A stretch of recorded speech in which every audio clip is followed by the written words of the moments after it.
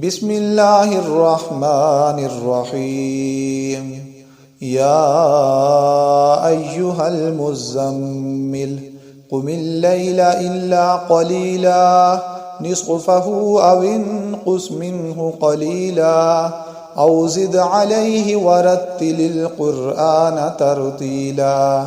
إنا سنلقي عليك قولا ثقيلا إن ناشئة الليل هي أشد وطئا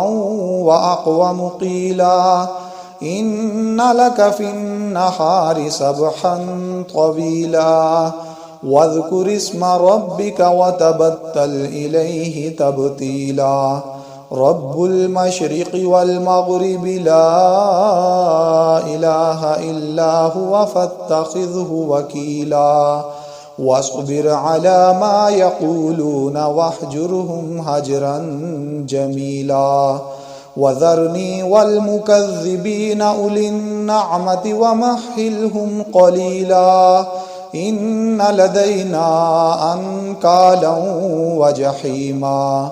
وطعاما ذا غصة وعذابا أليما يوم ترجف الأرض والجبال وكانت الجبال كثيبا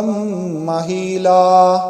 إنا أرسلنا إليكم رسولا شاهدا عليكم كما أرسلنا إلى فرعون رسولا فعصى فرعون الرسول فأخذناه أخذا وبيلا فكيف تتقون إن كفرتم يوما يجعل الولدان شيبا السماء منفطر به كان وعده مفعولا إن هذه تذكرة فمن شاء اتخذ إلى ربه سبيلا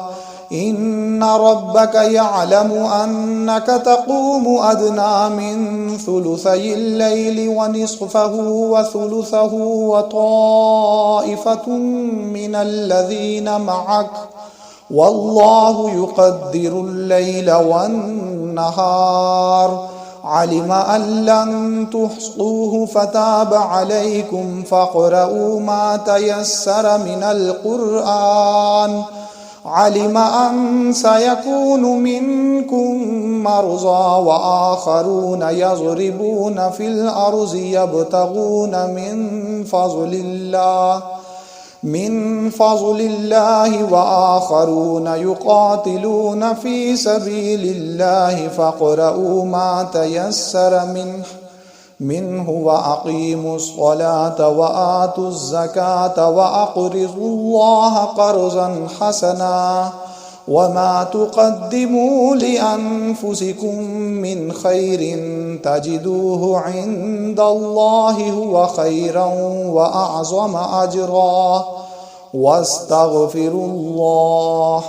إن الله غفور رحيم.